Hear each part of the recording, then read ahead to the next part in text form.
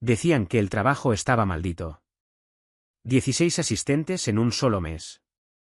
La mayoría se iba llorando antes de la hora del almuerzo. Víctor Costello era un señor del crimen paralizado y despiadado que destruía personas por puro placer. Pero nunca imaginó que llegaría Juliette, una madre soltera desesperada, de cuerpo grande y corazón de acero, que se negó rotundamente a dejarse romper. Si hubieras manejado por los sinuosos caminos cubiertos de escarcha del Valle del Hudson en el invierno del 2019, quizás habrías podido ver la mansión Costello. Escondida detrás de portones de hierro forjado y pinos gigantes, parecía una fortaleza. Y en muchos sentidos, lo era. Dentro de esas paredes vivía Víctor Costello, el antiguo rey indiscutible del submundo de Nueva York, ahora confinado a una silla de ruedas de diseño especial. 2 años antes, una bomba en su auto, destinada a matarlo, solo había logrado secarle la columna vertebral. Quedó paralizado de la cintura para abajo, sumido en un dolor crónico y ardiendo de una rabia amarga y explosiva. Víctor aterrorizaba a sus enemigos. Pero a su personal doméstico los martirizaba. Desde el accidente, la mansión tenía una puerta giratoria de asistentes personales. Casi siempre llegaban jóvenes, tímidos, y completamente impreparados para un jefe capaz de lanzar café caliente contra la pared porque estaba 2 grados menos caliente de lo que él exigía. Nadie duraba ni un día. Hasta que llegó Juliette Jenkins. Juliette tenía 28 años. Era madre soltera de un niño de 6 años llamado Leo, que sufría de asma severa. Y estaba absolutamente al límite de sus fuerzas, ahogándose en deudas médicas y a punto de ser desalojada de su pequeño apartamento en Queens. Juliette no tenía el lujo de sentir miedo. Era también una mujer grande, de cuerpo generoso y curvas abundantes, que cargaba el peso físico de sus batallas junto con el peso emocional. La sociedad solía hacerla sentir invisible, o peor aún, la trataba como blanco fácil de burlas. Pero la maternidad le había forjado la columna vertebral con titanio. Cuando la agencia de trabajo temporal, ya desesperada, la envió a la mansión Costello, la reclutadora, una mujer nerviosa llamada Brenda, prácticamente le suplicó que sobreviviera hasta las 5 de la tarde. Si terminas el día completo, hay un bono de $1000, le había susurrado Brenda por teléfono. $1000 significaban los inhaladores de Leo. Significaban comida. Significaban sobrevivir.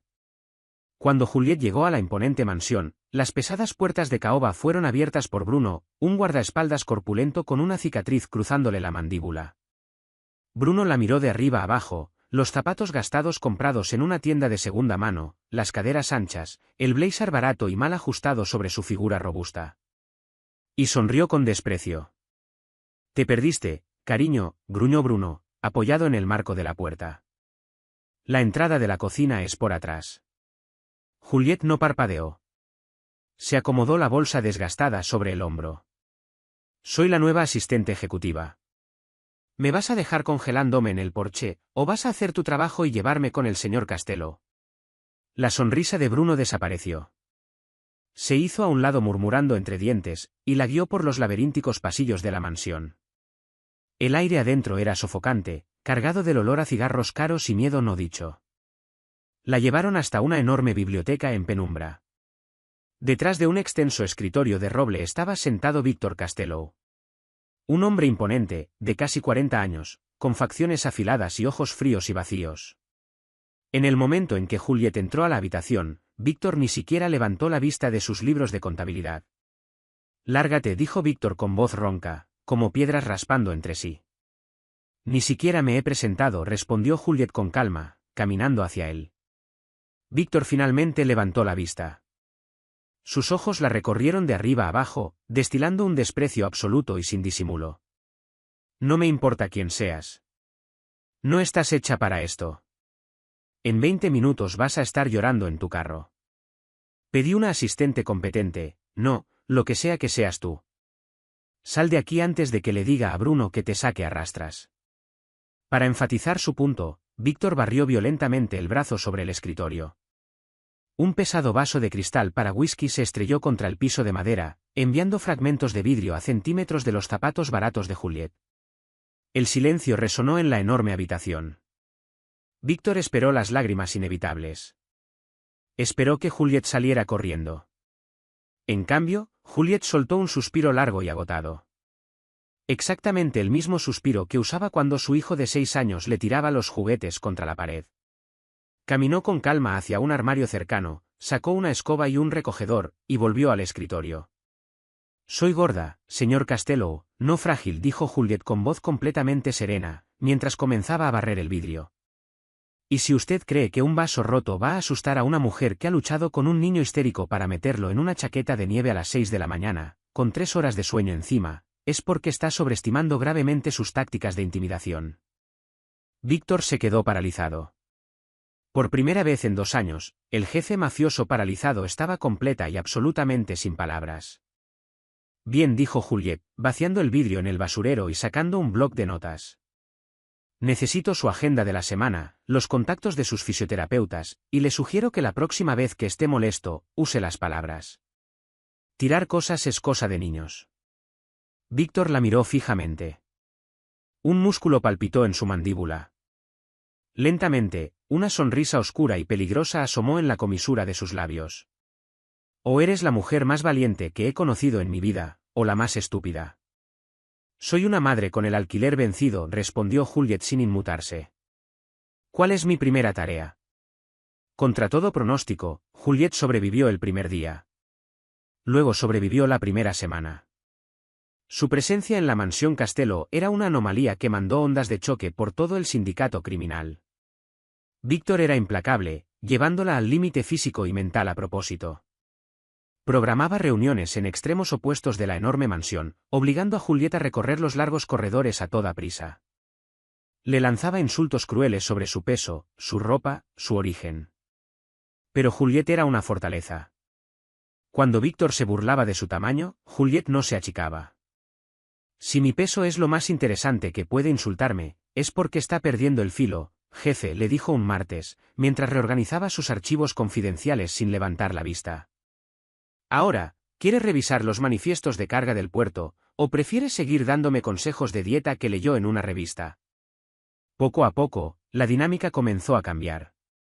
La crueldad de Víctor se transformó en una forma extraña y brusca de respeto. Víctor se dio cuenta de que la mente de Juliet era absolutamente afilada. Y como los guardias, los capós y los rivales la descartaban como solo una secretaria gorda, hablaban con total libertad delante de ella. Juliet lo absorbía todo. Detectó una discrepancia en la contabilidad que le ahorró a Víctor $250,000. Organizó el caos de su vida con precisión maternal.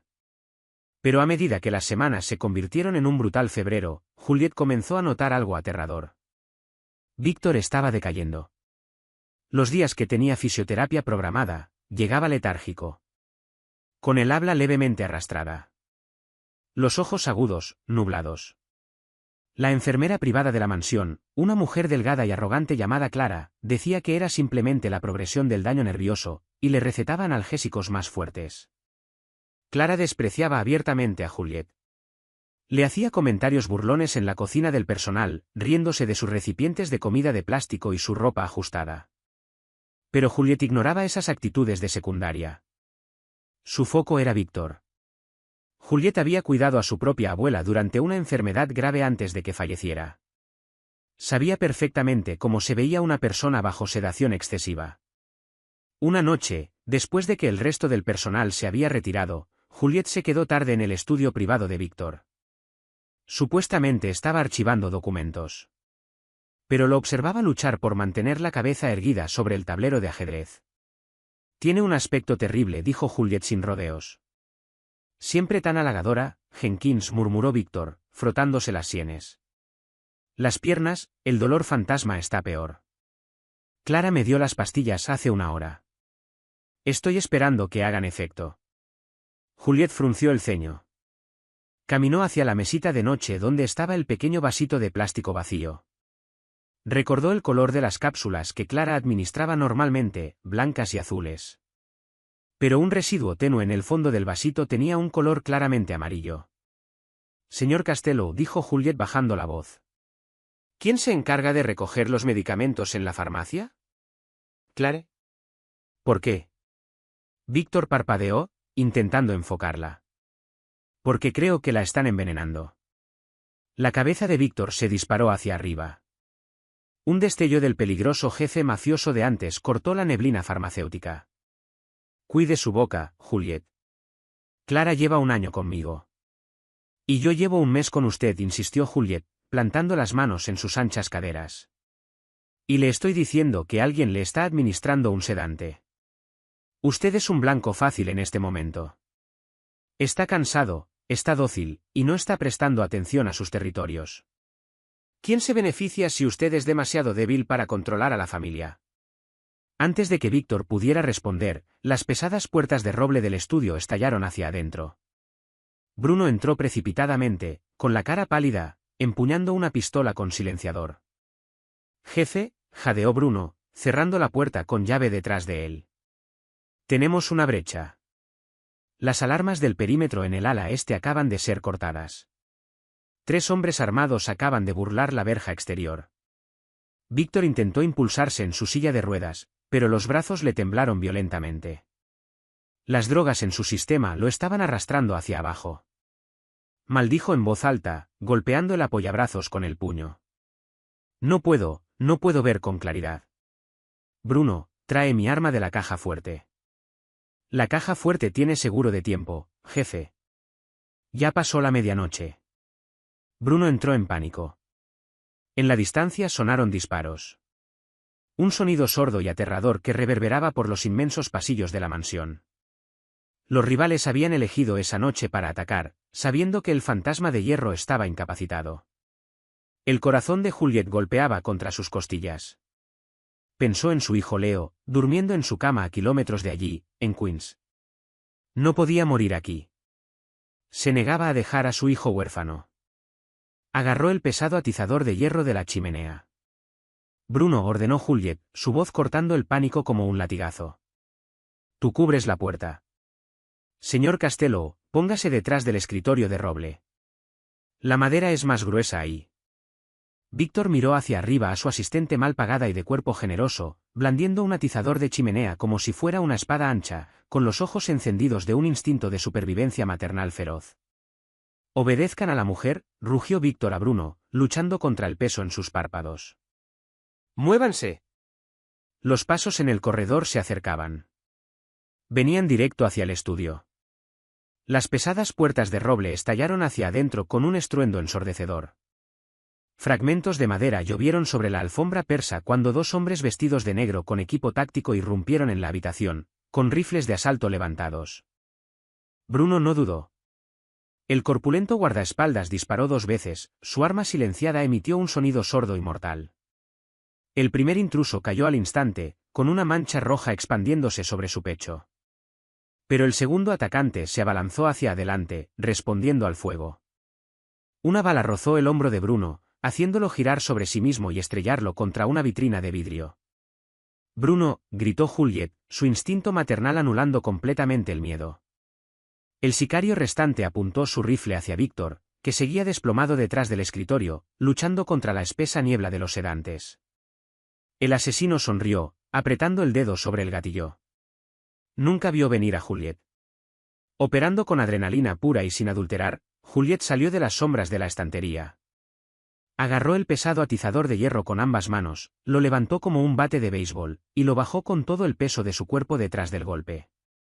La barra de hierro crujió brutalmente contra la rótula del sicario.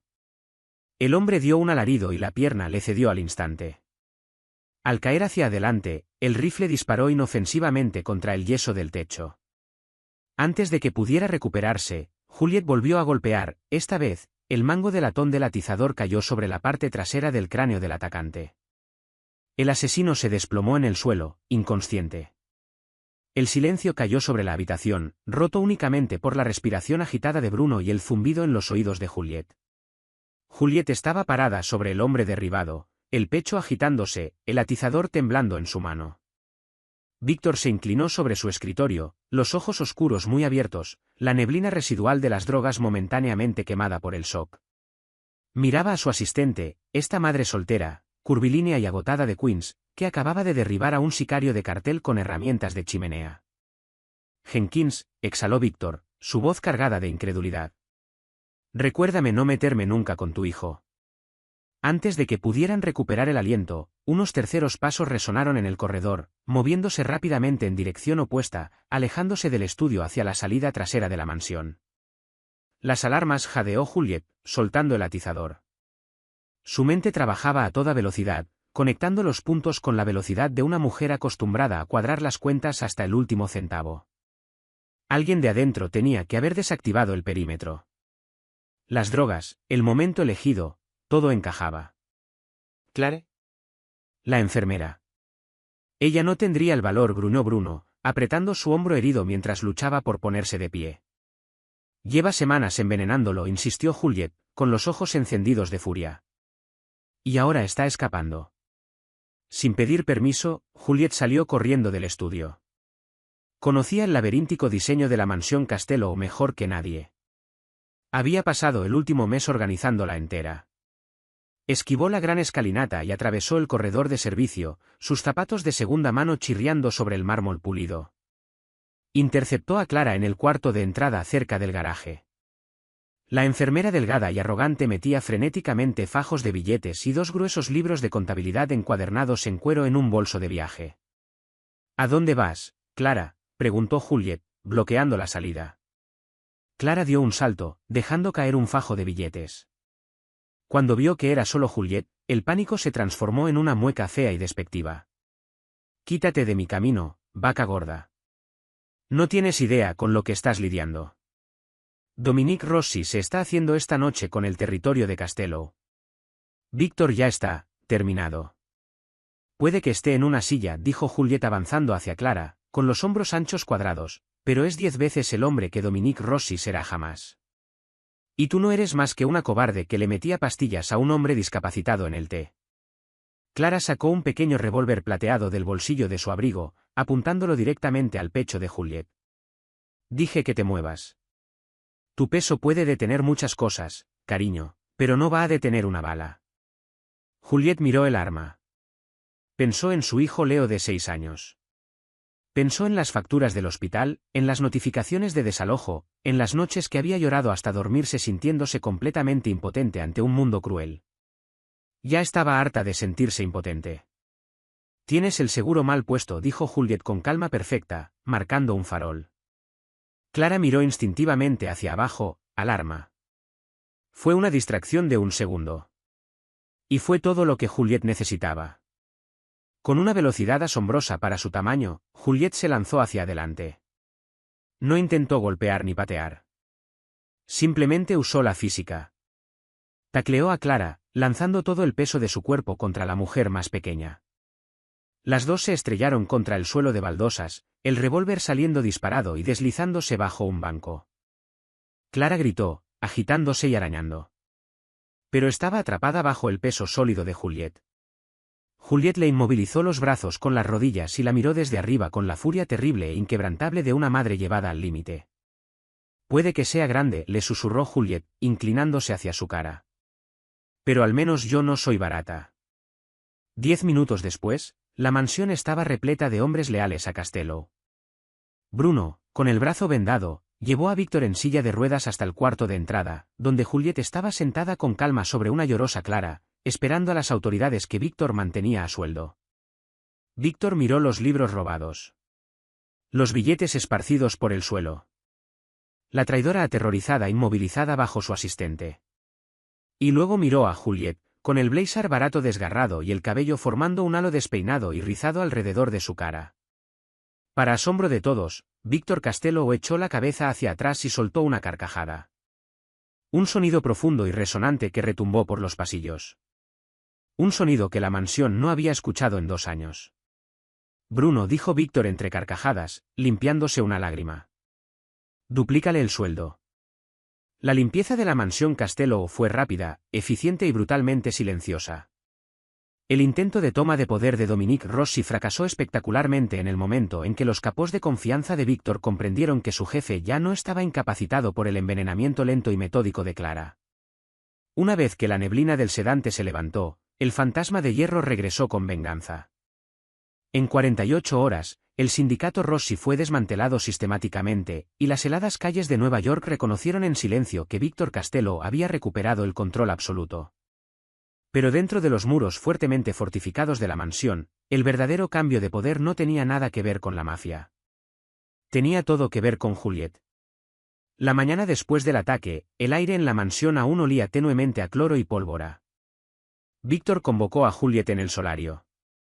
La dura luz invernal entraba a raudales por los ventanales de piso a techo, iluminando sus facciones afiladas. La mirada hueca y apagada de sus ojos había desaparecido por completo. En su lugar ardía una claridad intensa que comandaba la habitación. Siéntate, ordenó Víctor, señalando con un dedo firme hacia un sillón de terciopelo al frente de su silla de ruedas. Juliet, agotada, con moretones de taclear a Clara, corriendo con pura adrenalina y café instantáneo barato, se hundió en el sillón con un suspiro pesado. Si me vas a despedir por haberle puesto las manos encima a tu enfermera privada y haber arruinado el piso del cuarto de entrada, voy a necesitar una liquidación. Leo necesita un nebulizador nuevo, y mi casero volvió a amenazar con desalojarme. Víctor la miró durante un momento largo, sin parpadear. El silencio se extendió, cargado de una tensión no dicha. Anoche te hice una investigación de antecedentes. Un análisis completo e invasivo. Juliet se tensó de inmediato, su instinto protector maternal disparándose al instante. Perdone, eso es una violación masiva de mi privacidad. No tiene ningún derecho de investigar a mi hijo.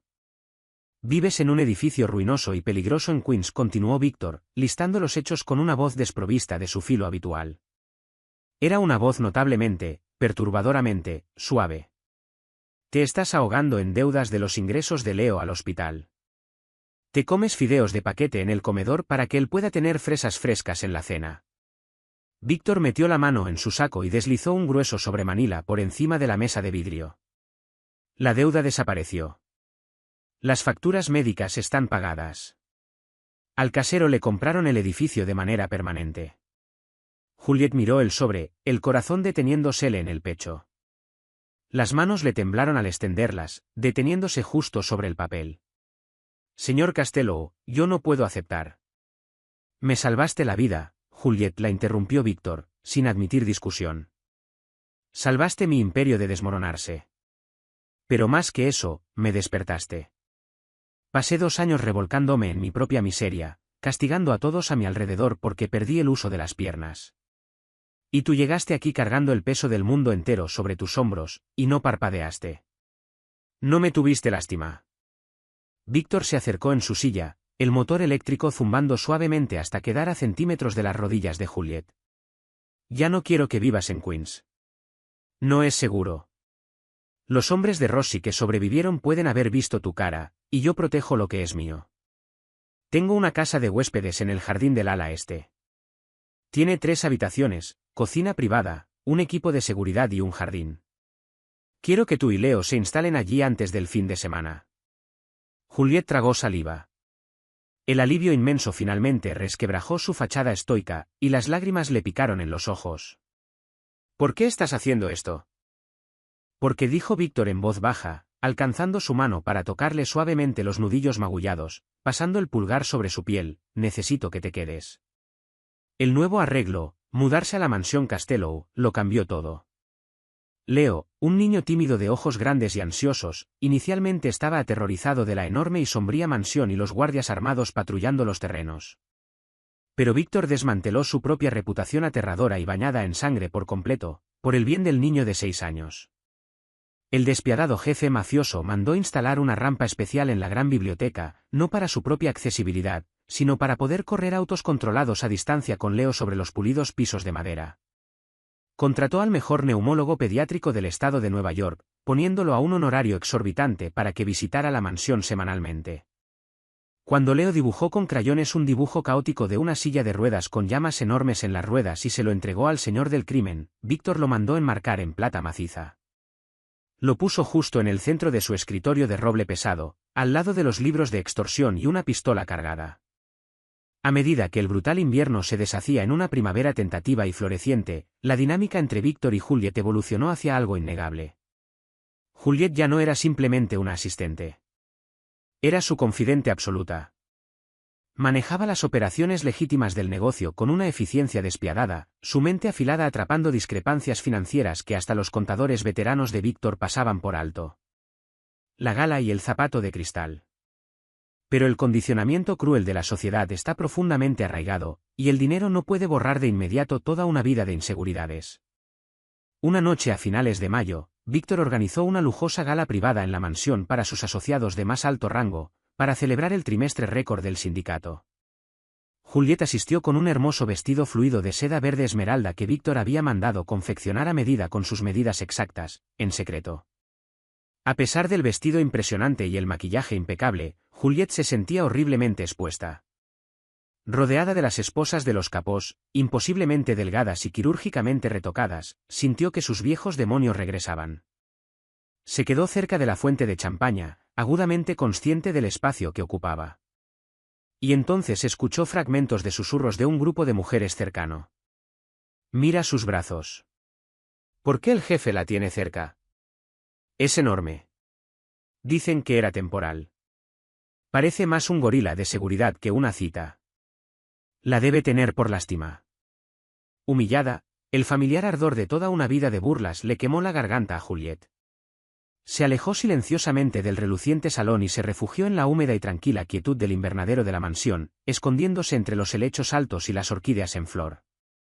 Se rodeó el estómago con los brazos, luchando contra las lágrimas, sintiéndose una impostora en un mundo al que no pertenecía.